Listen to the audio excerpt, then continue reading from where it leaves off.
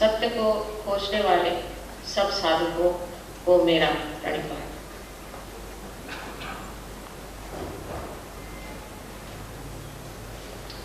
सबसे पहले माननीय अजीत सिंह गुप्ता साहब का मैं हार्दिक धन्यवाद करती हूँ कि उन्होंने अपना अमूल्य समय हमें दिया और यहाँ तक आपको इस बात से ज्ञात कराया कि हर इंसान वो किसी भी पद पर हो, किसी भी संस्था पर हो, उसके अंदर ये तीव्र इच्छा होती है कि वो जाने कि इस जिंदगी से परे, इस जीवन से परे, इससे कोई ऊंची ऐसी कोई न कोई बात होगी जिसे हमें पाना चाहिए। विशेषकर जैसे मैंने कल आपसे बताया था कि जो लोग कायदे कानून में रहते हैं उनके अंदर इसकी जागृति बहुत ज़्यादा है। स्वयं मेरी सारी फैमिली कायदे में ही रही और इसकी वजह से मैंने देखा कि हमारे घर में ये हर समय चर्चा होती थी कि इंसान एक तो उठ जाएगा लेकिन 1000 कैसे उठ सकते या करोड़ कैसे उठ सकते, उनकी व्यवस्था कैसे की जाए।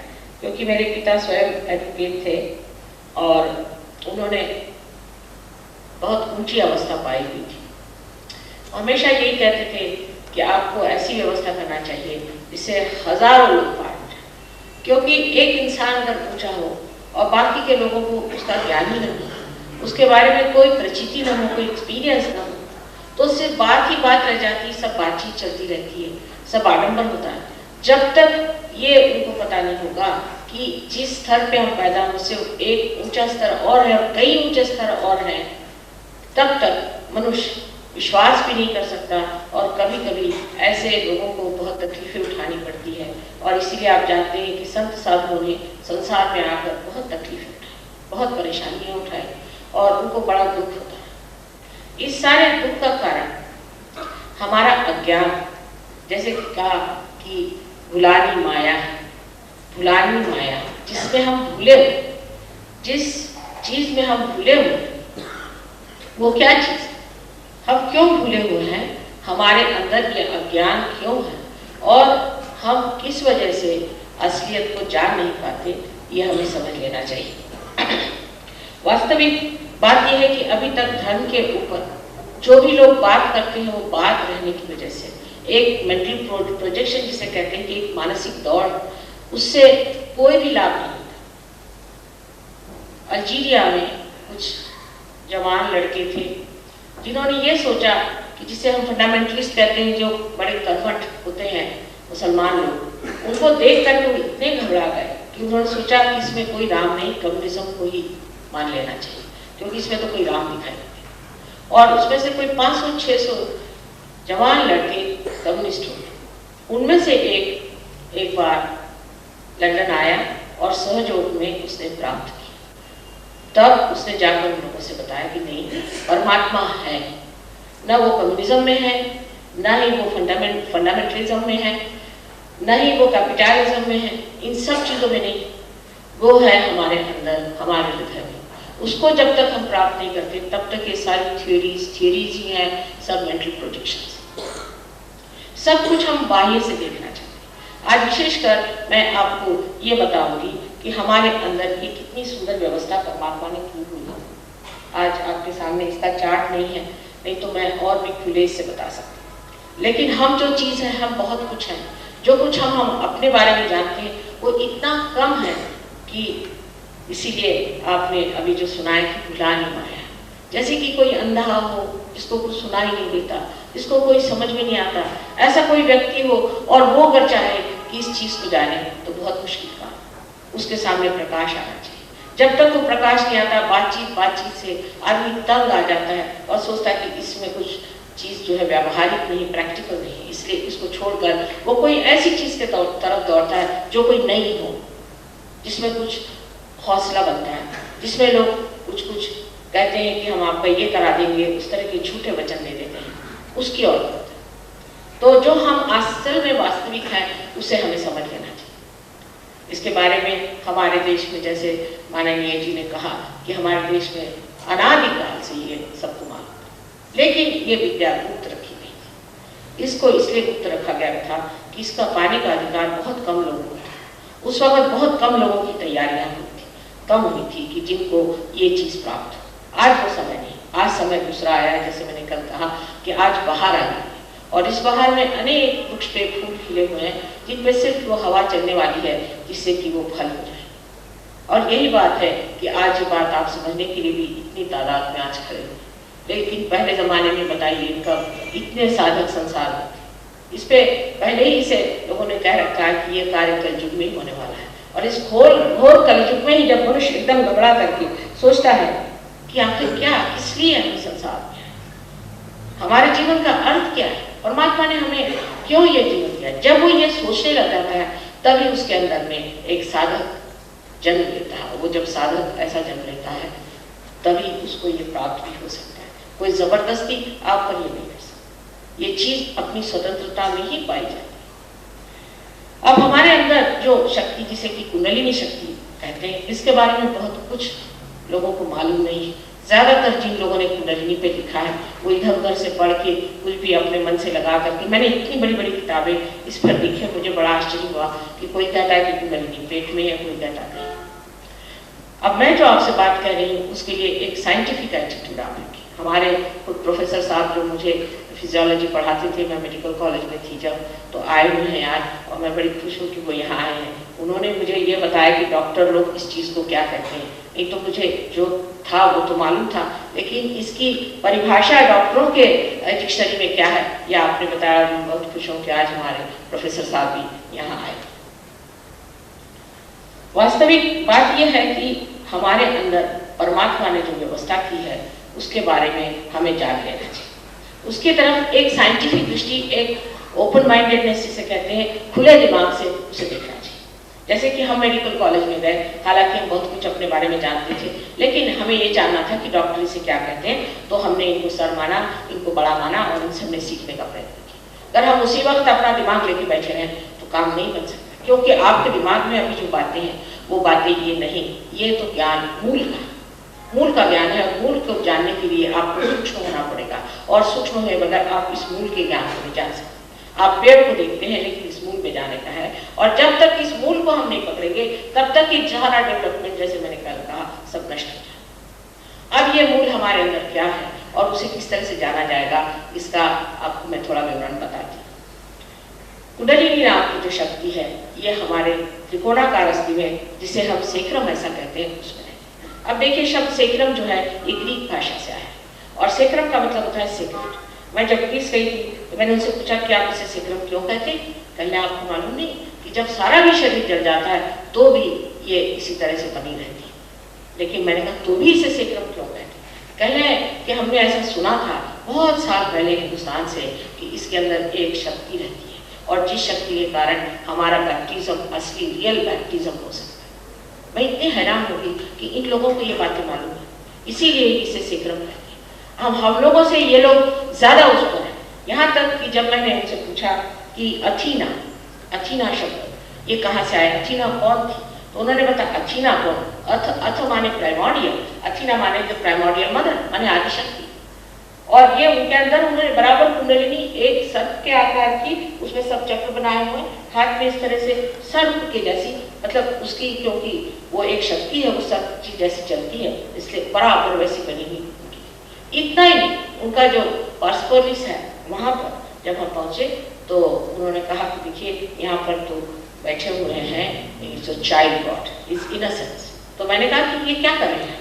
कह रहे ये जो है अपनी माँ के प्रोटोकॉल की रक्षा करते हैं, उनकी लज्जा की रक्षा करते हैं। अच्छा, और इस मंदिर में देखिए इस 3.5 हमने सीढ़ियाँ बनाई, माने जो पहली सीढ़ी थी वो ऊंची, फिर दूसरी उतनी ऊंची, तीसरी उतनी ऊंची, और जो सबसे आखिरी थी वो उससे आधी। तो मैंने कहा ये क्या है। कहने ये जो 3.5 है ये अगर इस तरह से बनाए, इसका कर्वेचर इतना छोटा आप देख नहीं पाएंगी, लेकिन अगर ये पूरा किया जाएगा तो सारे पृथ्वी को वेष्टित कर लेगा। आपको आश्चर्य होगा कि कुंडलिनी 3.5 वलय में ही अपने सेक्रम बोन में बैठी। इसको कुंडलिनी इसलिए कहते हैं कि वलय, या जिसे हम लोग कहते हैं कॉइल्स अंग्रेजी में, उसे संस्कृत में कहा जाता है कुंडल। और उस कुंडल की क्योंकि स्त्री स्वरूपा होती है, माँ स्वरूपा होती है, इसलिए इसे कुंडलिनी कहते हैं। ये शक्ति हमारे अंदर स्थित है अनेकों वर्षों से, अनेकों जन्मों से। सब कुछ जैसे कोई टेप रिकॉर्डर होगा उस तरह से हमारे बारे में सब कुछ जानती है। और ये हमारी माँ है, सबकी एक एक इंडिविजुअल माँ है, वो अंदर स्थित है और वो वहीं बैठी रहेगी जब तक कोई ऐसा अधिकारी पुरुष ना आए या ऐसी अधिकारी कोई व्यक्ति ना आए जो कि उसकी जागृति करे। वो स्थित है, वहीं पर स्थित बैठी रहती है और उस इंतजार में कि कब मेरा बेटा ऐसे रास्ते पर जाएगा जहाँ से वो सात्विक बने, जहाँ से उसका मार्ग खुले और वो ऐसे महापुरुष के पास जाए कि जो उसे चेतित करके, उसको जागरूक करके और उसका पुनर्जन्म दे। जो बैप्टिज्म की आइडिया है वो यही। बैप्टिज्म में भी आप सहस्त्रार के ऊपर जो यहाँ पर, जिसे हम फॉन्टेनेल बोन एरिया कहते हैं मेडिकल साइंस में, उस जगह जहाँ तालु बहुत आपका बचपन में जो नरम सा होता है, उस जगह से ही कुंडलिनी का निकलना होता है। लेकिन ना ईसाई लोग इसे जानते हैं और ना ही हम लोग जानते हैं, जो कि हम लोग सोचते हैं कि हम बड़े विद्वान हैं। यहाँ तक कि लोगों ने मुझसे कहा कि माँ, कुंडलिनी के बारे में गीता में कुछ नहीं कहा है। वजह ये थी कि गीता में श्री कृष्ण ने उस वक्त सिर्फ थोड़े ही समय के लिए अर्जुन से वार्तालाप किया, वो युद्ध का समय था। लेकिन हर बार उन्होंने कहा कि तुम स्थित प्रज्ञ हो जाओ, तुम जानकार हो जाओ, तुम ज्ञानी हो जाओ। इसका मतलब नहीं कि पढ़ लिख करके आप बड़े हो जाए। पढ़ लिख करके कोई भी आदमी ज्ञानी नहीं होता। हमने बड़े बड़े गीताकार और ऐसे लोग देखे हैं जिनका जीवन इतना, प्राय उनका जीवन बहुत गंदा होता है, पैसे की तरफ दृष्टि और गंदी चीजों की तरफ उनकी इतनी दृष्टि रहती, उनमें कोई तरह की पवित्रता दिखाई नहीं देती। उसे तो हम कहते हैं कि सर्वसाधारण मनुष्य है। तो ये पढ़ लिख करके कभी भी मनुष्य ऊंचा उठ नहीं सकता। हाँ, ये जरूर है कि उसका थोड़ा सा असर अपने जीवन के व्यवहार पे पड़ सकता है, लेकिन उससे आपका असेंट जो कि हमारा उत्क्रांति का, इवोल्यूशन का मात्रा रखता है, वो कभी घटित नहीं होगा, क्योंकि एक जीवंत क्रिया है। और ये जीवंत क्रिया होने के लिए आपके अंदर ये स्थिति अवस्था आनी चाहिए जहां पर कि ये असेंट जब पड़े। जैसा मैंने कल आपसे बताया था कि धर्म का मतलब बाह्य के धर्म नहीं होते हैं, पर धर्म का मतलब होता है हमारी बैलेंसी, जिसका कि बैलेंस जब हमारे संतुलन हमारे अंदर आता है तभी हम असेट कर सकते हैं। और इसीलिए ये जो 10 नियम बनाए हुए हैं, इसी पर हमारे सारे दुनिया भर के लॉज, जो ह्यूमन लॉज है, बनाए गए। हालांकि उसके काफी विकृतियां आ गई हो, लेकिन बेसिक उसका मूल वही है, उस पर ये बने हुए लॉज है। अब हमें आगे देखना है कि ये कुंडलिनी कैसी उठती है और इसका कार्य क्या है। हम मनुष्य बनाए गए, मनुष्य के बाद अब हमारी उत्क्रांति बची हुई है। अभी हम पूर्ण नहीं, संपूर्ण नहीं, अभी हमारे अंदर संपूर्णता नहीं आई। अगर आती तो हमारे अंदर कोई प्रश्न नहीं रह जाता। आज आप देखते हैं समाज में नाना तरह के प्रश्न हैं। आप अगर विलायत में जाएं तो आपको आश्चर्य होगा कि वहाँ ज्यादा ही। अगर आप अमेरिका जैसे देश जहाँ डेमोक्रेसी की बात करते हैं, वहाँ तो सब लगता है डेमोक्रेसी आए दिन वहाँ खून खराबा, इस कदर वायलेंस है। आप रशिया में जाएं तो वहाँ लगता है कि सबके गले घूम गए। सब एक से बढ़ के लोग हैं, पर इतने दुखी और इतने असलियत से दूर। जो असलियत है, जो रियलिटी है, जो महान है, उससे मनुष्य एक ऊंची स्थिति में जाता है जहाँ वो आनंद में होना चाहिए, जहाँ वो संतोषी होना चाहिए, एक ऊंचा मानव होना चाहिए। वो होने का तरीका सिर्फ एक ही, वो एक तरीका ये है कि अपने आत्मा को आपको प्राप्त करना चाहिए। अभी तक हमारा आत्मा हमारे हृदय में है, वो सब साक्षी है, वो देखता है हम क्या करते, सिर्फ साक्षी मात्र है। वो देखता है कि हम कौन से कार्य में संलग्न है, हम क्या करें। उसका प्रकाश हमारे अंदर अभी हमारे चित्त में नहीं है। अभी हमारे चित्त से दूर वो हमारी सारी व्यवस्था देखता है, कार्य प्रणाली देखता है और सोचता है कि ये आदमी कहाँ जा रहा है। जिस वक्त हम अपनी आत्मा से च्युत हो जाते हैं तो आत्मा भी गुल हो सकता है। अब हमारे अंदर जो चक्र हैं वो ऐसे बनाए हैं जैसे कि उत्क्रांति के अलग अलग स्तर पे। जैसे सबसे पहले हमारा अंतरिक्ष बनाया गया। अंतरिक्ष बनाने के लिए पहले नाभि चक्र में पहले लक्ष्मी नारायण का स्थान बनाया गया। अब ये बात आपको बहुत अजीब लगेगी कि माँ भगवान की एकदम बात कैसे करने लगे, क्योंकि डॉक्टर लोग अपने घर में लक्ष्मी नारायण का फोटो तो रखेंगे, नमस्कार करेंगे, पर ये नहीं जानेंगे कि वो हमारे सोलर प्लेक्सस को चलाता है, वो हमारे सोलर प्लेक्सस को देखने वाला है। लक्ष्मी नारायण जो है उसके बगैर हमारा सोलर प्लेक्सस नहीं चल सकता। ये देवता ऐसी है कि उसी से हमारा सोलर प्लेक्सस चलता है। और जब आदमी ये समझ लेगा कि ये सोलर प्लेक्सस हमारे अंदर उसी की तरफ से चलता है, तो भी वो कार्यान्वित नहीं हो सकता, क्योंकि उसका भी संबंध लक्ष्मी नारायण से नहीं। एक साहब आए, कहले माँ हम तो लक्ष्मी नारायण की रात्रन दिन पूजा करते और तो भी हमारी इतनी दुर्दशा, वो तो धनवंतरी है। हमने कहा है तो धनवंतरी, पर आपका उनसे कनेक्शन कहाँ हुआ? आपका उनसे कनेक्शन होने दीजिए, तो फिर धनवंतरी का कार्य आप देखिए कितने जोरों में होता है। लेकिन हम लोग इसको मान नहीं सकते कि ऐसे देवी देवता हमारे अंदर हैं और ये हमारे उत्क्रांति के पथ पर बने हुए माइलस्टोन्स हैं। जैसे जैसे हमारी उत्क्रांति होती गई वैसे वैसे ये हमारे अंदर नए नए चक्र बनते गए। जैसे कि सर्वप्रथम आप जानते हैं कि नाभि चक्र पे दशावतार हुए, पर उससे पहले सारा अंतरिक्ष बनाया गया और उसके लिए जो हमारा दूसरा चक्र जिसे हम स्वादिष्ठान चक्र कहते हैं, वो हमारे नाभि से निकल के उसने सारा अंतरिक्ष बनाया, उसी ने सारी सृष्टि रची। उसके बाद ये हमारा क्रिएटर है, उसने ये सारा क्रिएशन बनाने के बाद पृथ्वी को एक विशेष रूप से बनाया गया, जिसकी वजह से उसकी गर्मी और ठंडक इतनी हो जाए कि उसमें मनुष्य प्राणी जीवित। सबसे पहले आप अगर कभी आपने केमिस्ट्री पढ़ी हो तो उसके पीरियोडिक लॉ में कार्बन बताया है बराबर बीचों बीच होता है, जिसमें माइनस और प्लस एक ही जैसा होता है। कार्बन की पहली स्थिति वहाँ बनाई गई, कार्बन की वजह से अमीनो एसिड्स बनाए गए, और जब अमीनो एसिड्स बनाए गए तभी जीव संसार में आए। जीव बनने के बाद में धीरे धीरे उसकी उत्क्रांति होते। आप जानते हैं कि सबसे पहले जीव जो है वो पानी में, समुद्र में हुआ। उसके बाद जो कहा जाता है कि मत्स्यावतार हुआ, मैंने एक मछली ऐसी थी जिसने आ करके और मत्स्यावतार ले करके और बाकी मछलियों को बाहर खींच लाया, जैसे अगुवाई की, लीडरशिप करी और उसे बाहर खींच लाया। यही मत्स्यावतार है। जब पहले 2-4 मछलियाँ आई, फिर 10-12 आई, फिर 25-30 और उसके बाद लाखों शेल सब जैसे कहते बाहर चले। ये जो उत्क्रांति की क्रिया है यही बारंबार एक एक इसमें होती गई, और अपने शास्त्रों में इसका बड़ा अच्छा विवरण है। उसको लोग कहते तो पुराण है कैसे, पर आप देख लीजिए कि उत्क्रांति के पथ पे इसी तरह से धीरे से कुर्मा अवतार आदि आदि होते होते अनेक अवतार होते होते मनुष्य स्थिति पे आया जहाँ कृष्ण का अवतार हुआ, राम का अवतार हुआ, वहाँ बेनोवेलेंट किंग हुए।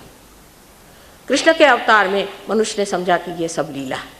ये तो तभी होगा कि जब आप आत्मा स्वरूप हों, उससे पहले आप इसमें इन्वॉल्व, इसमें आप जैसे उन्होंने कहा कि ये माया है, उसमें आप भूले हो। वजह यह है कि आप जब कोई सा भी काम करते हैं तो आप सोचते हैं कि मैं ये कार्य कर रहा हूँ, ईगो आप में आ जाता है। या अगर आप में ईगो नहीं हो तो आप सोचते हैं कि मैं बहुत दुखी हूँ, मैं तो दुनिया से मारा हुआ हूँ, मैं परेशान हूँ, मैं किस योग हूँ। तो आपके अंदर आपका मन जो दुखी हो जाता है, जो मनस खराब हो जाता है, उसे सुपर ईगो लोग कहते हैं। तो एक तरफ आपका मनस है और एक तरफ आपका अहंकार। इसके बीच में आप पूरे समय दौड़ते रहते हैं। या तो आप अपने को दुखी समझते हैं और या आप अपने को बड़ा सुखी, माने ये कि मैं सारा दुनिया को मैं ठीक कर सकता हूँ, इस तरह से अपने को आतताई के रूप में अपने को पाते हैं। ये दोनों चीज़ें जो हैं, इससे मनुष्य जो है एक इम्बैलेंस में चला जाता है, संतुलन उसका टूट जाता है, उसका धर्म टूट जाता है। मानव धर्म चीज़ दूसरी है और ये बाह्य के खोखले धर्म अलग है। वास्तविक कोई सा भी धर्म खोखला नहीं था। वास्तविक में ये सारे धर्म एक जीवंत पेड़ के अनेक समय में आने वाले जीवंत फूल थे, लेकिन उनको तोड़ लिया गया, उनको मार डाला गया, उनको जी से लगा करके कहा गया ये मेरा, ये मेरा। उसी वक्त धर्म खत्म हो गया। धर्म ये अंदर की बिल्कुल निज की इनेट चीज़ है, ये कोई ऐसी चीज़ नहीं जो बाहर से पाई जाती। ये आप जो मनुष्य धर्म है, जो मानव धर्म है, उसमें आप पहले प्राप्त होते हैं, तभी आपका असेंट होता है। अब ये चक्र, धर्म का चक्र जो है, ये हमारे नाभि चक्र पे है। नाभि चक्र के चारों तरफ यहाँ पर 10 गुरुओं के स्थान बने हुए, ये गुरु के चक्र हैं। और इन्होंने संसार में आकर गुरुओं ने आपसे, यानी इसको आप समझ लीजिए कि सोक्रेटिस जो था, कन्फ्यूशस था, उसके बाद में जो अनेक अदर दूसरे गुरु हैं, लाओ त्से हुए, कि अभी इधर में अपने हिंदुस्तान में तो आदिनाथ से लेकर के अनेक गुरु हुए हैं। और ये 10 विशेष प्रकृति के हैं जो बार बार जन्म लेते हैं। मोहम्मद साहब भी, ये भी आदि गुरु थे, ये भी आदि गुरु थे, ये भी कोई कम नहीं थे। और वही फिर आपको मालूम है कि नानक साहब के रूप में आए। इसकी प्रचीति है। नानक साहब एक दिन अपने दोनों पैर मक्का के तरफ लेटे थे, तो लोगों ने कहा कि आपके पैर तो मक्का की तरफ है, अच्छा कर ले, इस तरफ मैं कर लेता हूँ। उन्होंने देखा कि मक्का उधर चला जा रहा है। उनका ये क्या बात, बात ये कि चीज़ एक। और अब आज देख लीजिए कि मुसलमान है, सिख है, कितना झगड़ा है, हिंदू सिख में कितना झगड़ा है। झगड़ा कैसे हो सकता है? सब एक ही तत्व के आधार पर है, सबका तत्व अनुसंधान एक ही होते हुए भी हम लोग झगड़ा कर रहे हैं, और इसीलिए मनुष्य धर्म की ग्लानि में फंसा हुआ है। और आज इस घोर कल युग में लोगों को समझ में नहीं आता है कि धर्म है या ढकोसलेबाजी, जिसमें कि लोग बैठे बैठे पैसा कमा रहे हैं, दुनिया भर की गंदे काम धर्म के नाम पर और भगवान के नाम पर कर रहे हैं। ये सब लोगों की बड़ी उद्दामता है, अरोगंस है, और हिम्मत इतनी बड़ी उन्होंने कर दी है कि उनको कोई डर ही नहीं परमात्मा। दूसरी तरफ ऐसे लोग हैं जो कि परमात्मा को मानते ही नहीं, परमात्मा नहीं। किस बूते पर आप कह रहे हैं कि परमात्मा नहीं? ठीक है, आपने जाना नहीं, आप कहिए हमने अभी तक जाना नहीं, लेकिन हम इसको जानेंगे, हम ज़रूर इसे जानें। परमात्मा को जानने के प्रति हम अपने खुले दिमाग से सोचेंगे कि है या नहीं, और अगर उसकी प्रचिति आ जाए तब तो आपको मानना होगा कि परमात्मा है। एकदम से परमात्मा नहीं है कहने से भी आपने अपने को निगेट कर लिया, माने अपने को नाही कर लिया, उस चीज़ से अपने को वंचित कर लिया। और ये बड़ी आपकी गलती है, क्योंकि इसमें किसी का दोष नहीं रह जाएगा, कोई इससे वंचित नहीं रहेगा, आप रहेंगे, आप ही इसमें नुकसान पाएंगे और किसी को नुकसान नहीं होने वाला, क्योंकि ये शक्ति, कुंडलिनी शक्ति आपके अंदर स्थित है और वो बैठी हुई है, वो जागरूक हो सकती है और आपको ये चीज़ प्राप्त हो सकती है। सबके अंदर ये कुंडलिनी शक्ति है और सब लोग इसे प्राप्त कर सकते हैं। उसके लिए कोई नवीन से चीज़ करने की बात नहीं, कोई उसमें चीज़ बिठाने की बात नहीं है, ये कोई बुद्धि पुरस्कार नहीं है, लेकिन ये अंदर सहज माने स्पॉन्टेनियस, जो कि हमारे अंदर हमारा वाइटल लिविंग फोर्स है, वही कुंडलिनी है। और जब वो जागृत हो जाती है तो आप आश्चर्य करिएगा कि इन चक्रों को ये इस तरह से जागरूक करती है और उसके कारण हर एक चक्रों में कितना फ़ायदा होता है। अब थोड़ा सा मैं आपसे ये बताऊंगी कि ये चक्रों के दोष किस तरह से हमारे अंदर आ जाते हैं। पहले तो ऐसे लोगों को लीजिए कि जो लोग बहुत ज़्यादा काम करते हैं, अतिकर्मी, जो भविष्य पे रहते हैं, जो अपने को हमेशा प्लानिंग करते रहते हैं और सोचते हैं कि हम ये करेंगे वो करेंगे, भविष्य है ही नहीं, आज है सो वर्तमान। लेकिन हमारा जो विचार है वो या तो भविष्य का है या तो भूतकाल का है। वर्तमान में हम खड़े नहीं हो पाते। कोई कह के अभी खड़े हो जाओ वर्तमान में, तो कोई खड़ा नहीं हो सकता, क्योंकि ये इतनी थोड़ी सी जगह है। हम तो ये जो विचारों की धाराएं हैं उसके ऊपर नाचते रहते हैं, उसके कगारों पे हम नाचते रहते हैं और उसके कस्ब पे हम कूदते रहते हैं, और उसके जो बीच में जो जगह, थोड़ी सी जगह है, उसमें हम रुक नहीं पाते। इसीलिए हमें वर्तमान काल का पता ही नहीं क्या चीज़ होती है। और इस तरह से जो लोग फ्यूचरिस्टिक होते हैं और आगे की बातें सोचते रहते हैं, उनके अंदर बड़े दोष निर्माण हो जाते हैं। उसके लिए वो ज्ञात नहीं होते। कारण ये कि ऐसा आदमी बहुत अपने को समझता है, एग्रेसिव हो जाता है, वो अपने को सोचता है कि मुझसे बढ़ के दुनिया में कोई नहीं। इसका अति उदाहरण कोई होगा तो हिटलर था। हिटलर इसका अति उदाहरण है कि उसने सोचा कि दुनिया में उनसे बढ़ के कोई जाति नहीं, उनसे बढ़ के कोई होशियार नहीं, और इसका फलस्वरूप जो हुआ सो आप जानते हैं। इस तरह के लोग संसार में बहुत होते हैं, जो कि जिन्हें हम राइट साइडेड कहते हैं, या जैसे मैंने कहा था राजसिक लोग हैं। इसकी मात्रा, डिग्रीज अलग अलग होती है, पर इस तरह के लोग जो होते हैं उनमें शारीरिक दोष क्या आते हैं सो मैं आपको बताऊं। शारीरिक दोष सबसे पहला जो आएगा वो है स्वादिष्टान चक्र।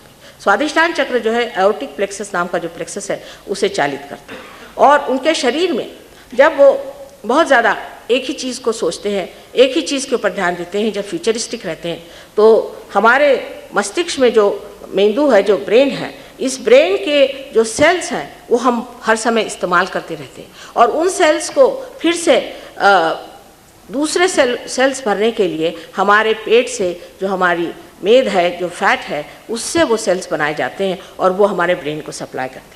जब वो हमारे ब्रेन को सप्लाई करते हैं तभी तो ना हम और सोच सकते हैं, क्योंकि जब सोचते हैं तो हमारे कुछ ब्रेन के सेल्स मर जाते हैं, फिर उसकी जगह दूसरों को आना पड़ता है। इस क्रिया के लिए हमारे जो चक्र हैं, जिसे हम स्वादिष्टान चक्र कहते हैं, वो चक्र बहुत कार्यान्वित हो जाता है, क्योंकि उसका ये कार्य है। लेकिन उसके अनेक कार्य और हैं। उसका लिवर भी देखने का कार्य है, और उसका पैनक्रियास और स्प्लीन और किडनीज और थोड़ा सा इंटेस्टाइन का हिस्सा और यूट्रस भी, ये सब देखने का उसका कार्य।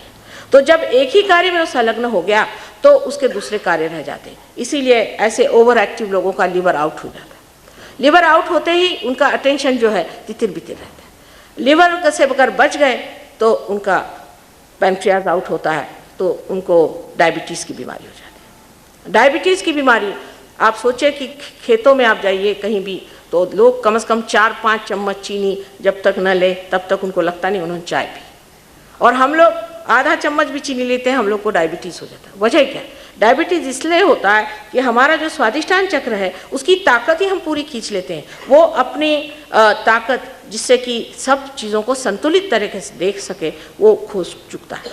तो इस वजह से लोगों को डायबिटीज़ होता है। पर उससे भी बढ़ के स्प्लीन बहुत ही खतरनाक चीज़ है, क्योंकि स्प्लीन पे जब असर आता है तो ब्लड कैंसर जैसी बीमारियां स्थापित होती हैं। ब्लड कैंसर ऐसे लोगों को होता है कि जो बहुत उलझलूल या हेक्टिक लाइफ लीड करते हैं, जिनकी हेक्टिक लाइफ है उनके लिए होता है। जैसे सवेरे उठा आदमी तो उसने अखबार पढ़ा, सवेरे अखबार कभी पढ़ना ही नहीं चाहिए, क्योंकि उसमें कभी कुछ अच्छी बात तो कोई लिखता ही नहीं, सब बुरी बातें ही लिखते हैं। कोई मर गया, किसी की हालत ख़राब हो गई, कोई कट गया, किसी को जेल हो गया, कोई गिरफ्तार हो गया, सब शॉकिंग चीज़ है। वो पढ़ने से भी आदमी एकदम स्टंट हो जाता है। अब जब हम कोई सी भी चीज़ से स्टंट हो जाते हैं तब हमें ज़्यादा RBCs की ज़रूरत पड़ती है, रेड ब्लड कॉर्पसल्स की, तो हमारा जो ये स्प्लीन है ये उसको प्रोड्यूस करता है। लेकिन अगर हम हर बार ऐसी स्टंट स्थिति में रहें, उसके बाद फिर लोग कहते हैं चलो अब देर हो रही, दफ्तर जाने का है, भागते हुए अपने किसी तरह से बस पकड़नी है या मोटर में जा रहे हैं तो जैम हो गया रास्ते में, फिर परेशानी, इस तरह की परेशानियां लेते हुए और दफ्तर जाते हैं। और उस वक्त खाने का इंतज़ाम ये रहता है कि रास्ते में कुछ खा लिया, बीवी ने दे दिया था तो कुछ खा रहे हैं रास्ते में और चले जा रहे हैं। इस बंगाल में पहले भी प्रथा थी और अब भी सब देशों में होनी चाहिए कि जब आप खाना खाते थे पुरुष तो स्त्री बैठ के उसको पंखा झलती थी और उसके स्पीड में ही पुरुष खाना खाते थे। ऐसे हेक्टिक तरीके से कोई खाना नहीं खाता था। तो अब उस स्प्लीन पे कितना काम पड़ गया कि आपका खाना डाइजेस्ट करने के लिए RBCs भेजें, कि आपके दिमाग में जो परेशानियां चल रही हैं उसके लिए भेजें, या आपको दफ्तर पहुंचना है उसके लिए भेजें। वो जो स्प्लीन है आपका क्रेजी स्प्लीन हो जाता है, पागल हो जाता है, उसके समझ में नहीं आता है क्या करें, इस वक्त ये उस वक्त ये। और ख़ासकर खाना खाने के वक्त खास करके आपको ज़रूरत है कि आपके अंदर RBC बढ़ जाए जिससे कि आपका खाना डाइजेस्ट हो जाए। लेकिन आपने इस तरह से उसको प्रेशराइज कर दिया, उस पर इतना दबाव डाल दिया है कि वो ये कार्य नहीं कर सकता, और जब ये वो कार्य नहीं कर सकता तो ब्लड कैंसर सेट इन हो जाता है। हालांकि ब्लड कैंसर जो होता है उसमें ये कहते हैं कि ब्लड कैंसर होने की उसमें धारणा है, माने वल्नरेबिलिटी हो जाती है, पर उसका ट्रिगरिंग और चीज़ से होता है जिसके बारे में मैं आपको बाद में बताऊँ। अब ब्लड कैंसर हो गया, अब डॉक्टर ने कह दिया कि सब 1 महीना जिएगा और नहीं, लेकिन सहयोग में आने के बाद लोग अभी तक ज़िंदा हैं, 4-4, 6-6 साल हो गए अभी तक ज़िंदा बैठे, क्योंकि आपका स्पीडोमीटर जो है वो ठीक हो जाता है, उसका पागलपन जो है वो मिट जाता है, उसका पागलपन मिटना चाहिए। फिर ब्लड प्रेशर भी इसी से होता है, क्योंकि किडनी को भी यही एक चक्र देखता है, ये चक्र देखता है उस किडनी को, और अगर किडनी में कोई भी तरह का दोष हो जाए वो डॉक्टर लोग डिटेक्ट भी नहीं कर पाते, वो कहते तुम्हारा ब्लड प्रेशर हो गया, टेंशन से हुआ। पर टेंशन से क्यों हुआ? टेंशन क्यों आया? टेंशन इसलिए आया हुआ है कि आपके ब्रेन के सेल्स पूरे नहीं, आप सोच बहुत रहे उतने के लिए आपकी एनर्जी उतनी ज़्यादा नहीं, इसलिए टेंशन आपके अंदर आ गई।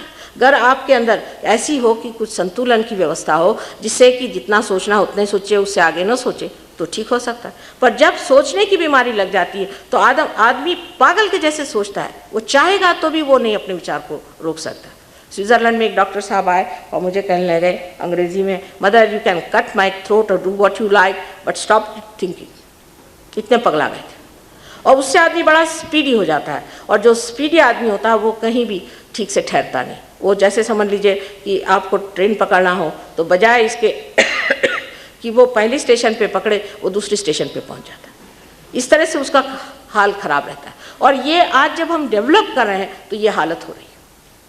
हम पहले तामसिक तत्व पे थे। तामसिक तत्व में ये होता है कि आदमी गलत चीज़ को सही मान लेता है, और तामसिक तत्व भी बड़ा दोष में होता है, उससे सब चीज़ लिथार्जिक हो जाती है। जब चीज़ लिथार्जिक हो जाएगी उससे भी दोष चलते हैं। जैसे कि आदमी जब ज़्यादा एक्टिव होता है तो उसके हार्ट पे असर आता है। ज़्यादातर लोगों को हार्ट अटैक इसीलिए आता है कि ओवर एक्टिव है। क्या वजह है ओवर एक्टिव आदमी को हार्ट अटैक क्यों आता है? उसकी वजह यह है कि जब वो बहुत ओवर एक्टिव है, बहुत ज़्यादा सोचता है, तो वो बाह्य की तरफ जाता है, उसका चित्त अपने आत्मा की तरफ नहीं। जहाँ हृदय में आत्मा है उधर चित्त नहीं, उसको टाइम नहीं, उनको भगवान को पाने का टाइम नहीं, फैमिली के साथ बैठने का टाइम नहीं, बीवी के साथ बात करने को टाइम नहीं, किसी चीज़ को टाइम नहीं, घड़ी बांध करके घूमेंगे और उनको टाइम नहीं, और हम सारा टाइम बर्बाद करें। वास्तविक इस कलयुग में ही हम घड़ियाँ बांधते थे, पहले कोई घड़ी बांध के नहीं घूमता था कि टाइम क्या। ये अभी कलयुग की विशेषता है कि हम सबके हाथ में घड़ी है। लेकिन ये घड़ी किस लिए बांधी हमने? इसलिए कि हमें समय मिले। समय किस लिए मिले? कि हम ध्यान करें। ध्यान किस लिए करें? कि हम परमात्मा को प्राप्त करें।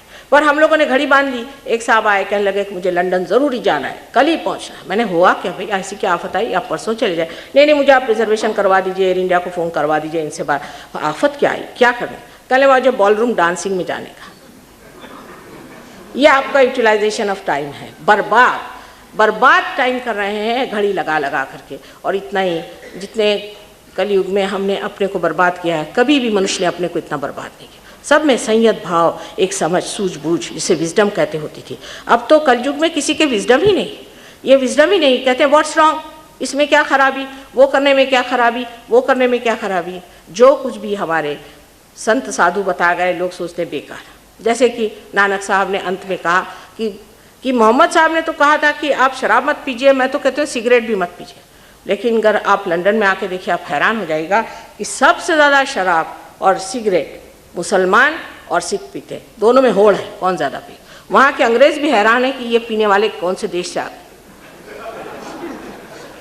वही हाल मैं आजकल देखती हूँ कि जब तक अंग्रेज़ थे तब लोग शराब इतनी नहीं पीते थे। जब हमारे ऊपर उनका दमन था तब हम लोग ज़्यादा हिंदुस्तानी थे। जैसे ही ये उठ के चले गए, सब लोग फॉरेन होने की कोशिश में। अभी बताया आपसे डॉक्टर वॉरेन ने कि उन लोगों से कुछ लेने का है नहीं। कोई भी अमेरिकन आप देख लीजिए, एकदम पहचान लीजिएगा, उसकी आंख उड़ती रहेगी हर समय, उसका मुंह ऐसे ऐसे होता रहेगा, उसमें कोई भी शांति नहीं। उसका सारा जीवन जो है, वो सारी उसकी नसें जो हैं कसी हुई। आपको उनसे कुछ भी लेने का नहीं है। बाप मेरी बात मान लीजिए, क्योंकि आपने अभी उतनी दुनिया देखी नहीं जितनी मैंने देखी। आपका अपना जो है उसे अगर आप पाले, आपका जो हेरिटेज है उसे आप पाले, तो सारी दुनिया आपके चरणों में आएगी। लेकिन उसके पाने की तरफ किसी की दृष्टि नहीं, क्योंकि सब लोग मॉडर्न हो गए, सब मॉडर्न चीज़ें पढ़ते हैं, सब मॉडर्न में जा रहे हैं। इसमें अर्थ क्या है? मॉडर्न अगर होना है तो पहले आप सहयोग लीजिए, योगी बनिए। ये एक्स्ट्रा अल्ट्रा मॉडर्न चीज़ है, क्योंकि आपकी जो कुंडलिनी है उससे आप अगर प्लावित हो जाएं और उससे आशीर्वादित हो जाए तो आप वही महामानव हो जाएंगे जिसकी व्याख्या की जाती थी, जो स्थितप्रज्ञ कहा जाता था, वो आप हो जाए। लेकिन उधर ध्यान नहीं। मॉडर्न होने का मतलब आप कपड़े बदलिए, उनकी जो गंदगी है वो हम लेंगे। अब ये स्वादिष्ठान चक्र जिससे मैंने आपसे बताया कितनी बीमारियां होती है, उसका दूसरा अंग जो है, जबकि वो लिथार्जिक हो जाता है, उससे एलर्जीज हो जाती हैं और अनेक तरह के जो सब ये ऑर्गन्स जब लिथार्जिक होने से उसके प्रॉब्लम्स आते हैं, वो आ जाते हैं। अब हार्ट अटैक के लिए भी जो मैंने आपसे बताया वो ये है कि जब आदमी लिथार्जिक हो जाता है, जब बहुत ज़्यादा मेहनत करता है तो उसका हार्ट थक जाता है, लिथार्जिक हो जाता है, और उसके साथ उसकी अगर लेफ्ट विशुद्धि जिसे हम कहते हैं उसमें पकड़ हो जाए तो अंजाइना जैसी बीमारियाँ होती हैं। अब हमने बहुत लोगों के अंजाइना ठीक किए हैं, लेकिन इसका मतलब नहीं कि आप सब अंजाइना वालों को मेरे पास ले आइए। जब तक आपकी कुंडलिनी जागरूक नहीं होगी मैं कुछ कार्य नहीं कर सकती। पहले अपनी कुंडलिनी जागरूक कर लीजिए, अपने आप चीज़ें ठीक हो सकती, लेकिन पहले कुंडलिनी का जागरण होना चाहिए। तो ये हमारे अंदर तीसरी शक्ति, पहली तो शक्ति ये है कि हमारे अंदर जिसे हम कहते हैं ऑटोनॉमस नर्वस सिस्टम में एक होती है सिंपैथेटिक नर्वस सिस्टम। उसके दो हिस्से होते हैं, left and right. Left and right के मतलब होता है सिंपैथेटिक नर्वस सिस्टम में कि लेफ्ट से तो हम इमोशनल काम करते हैं और राइट से हम सब क्रिया करते हैं, सारे एक्शन। तो ये एक्शन की शक्ति है। और जो हमारे अंदर इसके अलावा जो दूसरी जिसे पैरासिम्पैथेटिक शक्ति कहते हैं, वो हमारी इवोल्यूशनरी शक्ति, जिससे हम धर्म धारणा करते हैं। जैसे कार्बन में 4 तो हमें 10, ये धारणाएं जब हमारे अंदर बनती जाती हैं उससे हमारा इवोल्यूशन होती है, हम कार्बन से मनुष्य बन गए। अब जो इसके अलावा अब जो शक्ति है जिसको कि हम कहेंगे कि चौथी शक्ति, अगर इसको 3 मानी जाए तो लेफ्ट एंड राइट सिंपैथेटिक और पैरासिम्पैथेटिक के अलावा जो हमारे अंदर चौथी शक्ति है वो है कुंडलिनी की शक्ति। अब इसके संतुलन में हमारे चक्र बनते जाते हैं। समझ लीजिए कि ये लेफ्ट साइड का हमारा प्रवाह है और राइट साइड का है, दोनों को मिलकर के हमारे अस्थियों में इस तरह से समझ लीजिए मज्जा तंतु बैठा हुआ है, ये बीच में मज्जा तंतु है और ये मज्जा है। और जब हम लेफ्ट को ज़्यादा जाते हैं या राइट को ज़्यादा जाते हैं तो ये टूट जाता है। ये टूटते ही जो हमारा होल, जो हमारा सर्व है, जो हमारा कलेक्टिव है, उससे हमारा संबंध टूट जाता है। जैसे ही टूट जाता है तो हम अपनी तरह से चलने लग जाते हैं। जैसे कि एक सेल है, उसकी अगर अति शयता हमने लगाई या किसी तरह से सिंपैथेटिक उसका ज़्यादा लिया, समझ लीजिए एक आदमी है, उसकी आदत है कोई बहुत अति कार्य करने, किसी एक अति कार्य में जुटा है, उसको कैंसर हो गया। कैंसर होने का मतलब क्या हो जाता है कि ये जो चक्र है, ये चक्र उसका इस तरह से टूट गया, अब ये असहाय हो गया। इसका संबंध ब्रेन से नहीं, जो पूरा शरीर है, संपूर्णता से नहीं, वो अलग हट गया। उस वक्त यहाँ से लेफ्ट साइड से अगर कोई ट्रिगरिंग हो जाए कहते हैं, तो वो राइट साइड जो है वो पकड़ जाती है। और ऐसा आदमी, जैसा कि एक आध आदमी ईगो से भर जाता है और उसको कहते हैं he is on his own, उस तरह से ये मैलिग्नेंसी हमारे अंदर आ जाती है। और जब ये मैलिग्नेंसी हमारे अंदर सेट इन हो जाती है तो कैंसर की बीमारी हो जाती है। अब लेफ़्ट साइड में क्या होता है कि लेफ़्ट साइड में हमारे अंदर जो भी डेड है, जो भी पास्ट है, वो सारा रखा हुआ। अभी मैंने करीबन 5-6 साल पहले एक बड़ा अच्छा टेलीविज़न लंदन में देखा था। उसमें कोई डॉक्टर ने ये बताया कि जब आदमी कैंसर की तैयारी में रहता है या उसके अंदर कैंसर तैयार रहता है, माने वल्नरेबिलिटी उसके अंदर हो जाती, उस वक्त ट्रिगरिंग जो होता है तो उनका कहना है उस एरिया से होता है। डॉक्टर लोग तो अपने नाम देते हैं, हालांकि अब ऑटोनॉमस कहेंगे तो पूछे ऑटो क्या, तो बता नहीं सकेंगे कि ऑटो क्या है, लेकिन हम कहते हैं ऑटो वही जिसे आत्मा कहते हैं, आत्मा ही ऑटो है। लेकिन अब कि जब जिस वक्त में हम लोग वल्नरेबल होते हैं, जिस तैयारी होती है हमारे अंदर कैंसर की, उस वक्त वो कहते हैं कि हमारे अंदर जो कुछ हमारे क्रिएशन से, हमारे बनने से आज तक जो कुछ भी हुआ, माने जो कुछ भी भूतकाल में हुआ है, वो सारा हमारे अंदर एरिया उसका बना हुआ है। और उस कलेक्टिव सबकॉन्शियस से, उस सामूहिक सुप्त चेतन से ही वो कहते हैं कि प्रोटीन 58, प्रोटीन 52 अटैक करते हैं। अब ये प्रोटीन 58 और 52 हैं क्या? ये क्या चीज़ें हैं? जो मरी हुई चीज़ है, ये अटैक करते हैं। वायरस क्या है? वायरस भी यही चीज़ है, वायरस भी ऐसी मरी हुई चीज़ें हैं जो अटैक करती हैं। और ये अटैक हमारे अंदर जब आता है तब हमें कैंसर हो जाता है। अब ये अटैक आता है, उन्होंने कहा कि ऐसी एरिया हमारे अंदर बनी हुई है जो भूतकाल से हमारे अंदर बनी हुई, माने कलेक्टिव सबकॉन्शियस, माने सामूहिक सुप्त चेतन जिसे कहते हैं, वो हमारे अंदर पूरा बना हुआ है और वहाँ से ही ये अटैक आता है। लेकिन उस तरफ हमारा चित्त कैसे जाता है? उसका चित्त जाने के अनेक मार्ग हैं। एक तो अगर कोई आदमी बहुत रोना हो और हर समय अपने पास्ट के बारे में सोचता रहे, हम हिंदुस्तानी खास करके हमारे देश में ये हुआ, हमारे देश में ये हो गए, हम ऐसे थे, हमारा हेरिटेज ये, और आप क्या हैं वो नहीं सोचते। हम तो कीचड़ रहे, 2-4 कमल हो गए, उसी के हम गाते रहते हैं कि हमारे यहाँ ये कमल हो गया, हमारे यहाँ वो कमल हो गया, और आप तो कीचड़ में कीड़े बने हुए हैं, उसको नहीं देखते। ऐसे लोग ज़्यादातर लेफ्ट साइडेड होते हैं और ऐसे लोग में कैंसर होने की भावना ज़्यादा। सबसे ज़्यादा मैंने देखा कैंसर ऐसे लोगों को होता जो सबके सामने अपना सर झुकाते। कोई आया, मिनिस्टर आया, उसके सामने सर झुका दिया। कोई मिनिस्टर, कोई भगवान है, उसके सामने क्यों सर झुकाया जाए?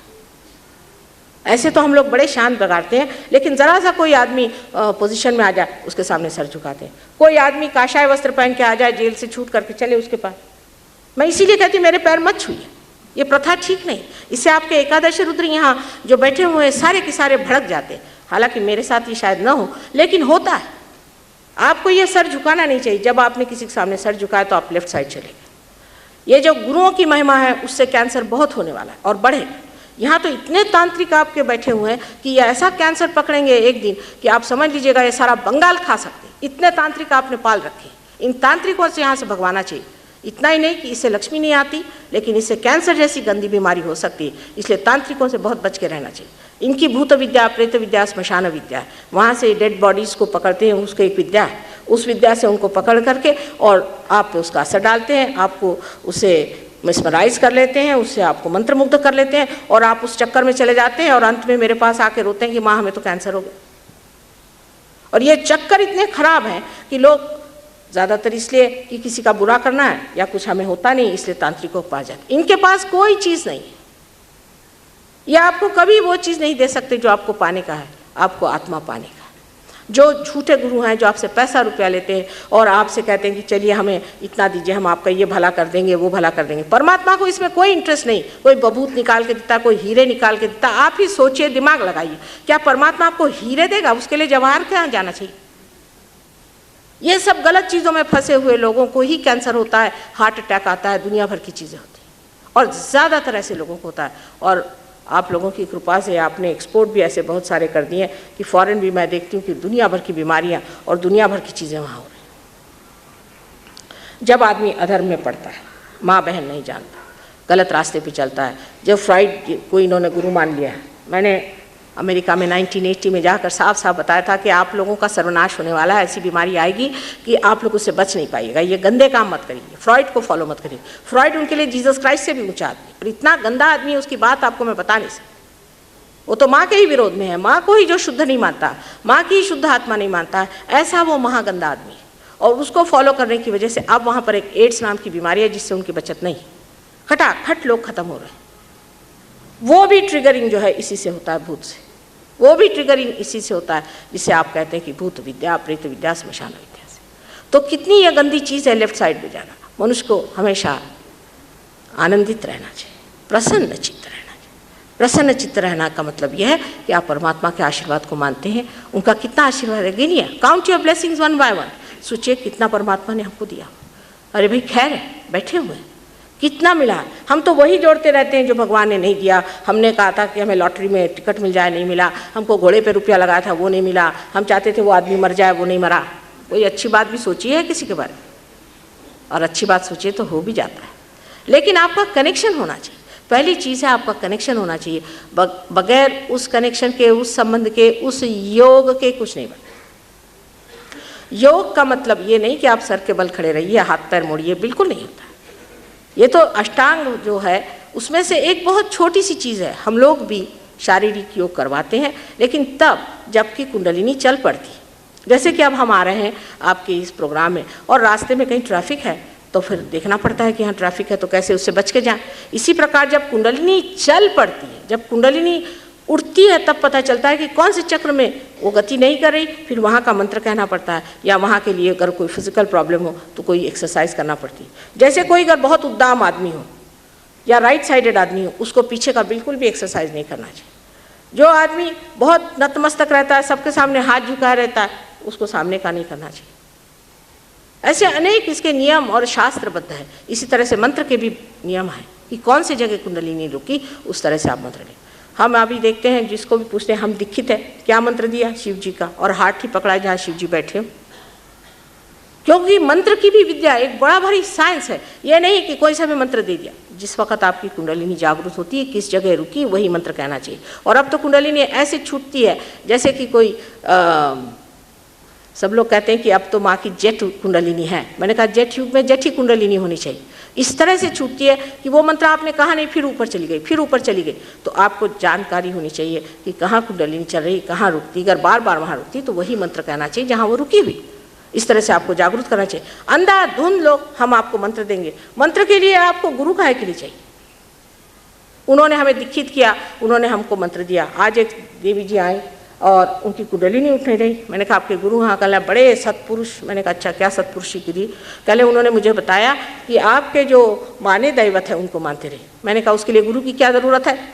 आप तो वैसे ही जो दैवत घर के उनको मानते ही होंगे। माने एकदम बुद्धि को गिरवे रख करके, जैसे बुद्धि है ही नहीं, हम लोग इस्तेमाल करते हैं परमात्मा को और उनके कही हुई बातों को। और जब हम बुद्धि को इस्तेमाल करते हैं तब परमात्मा को भूल जाते हैं। दोनों में से वो दोनों भी दशा ठीक नहीं।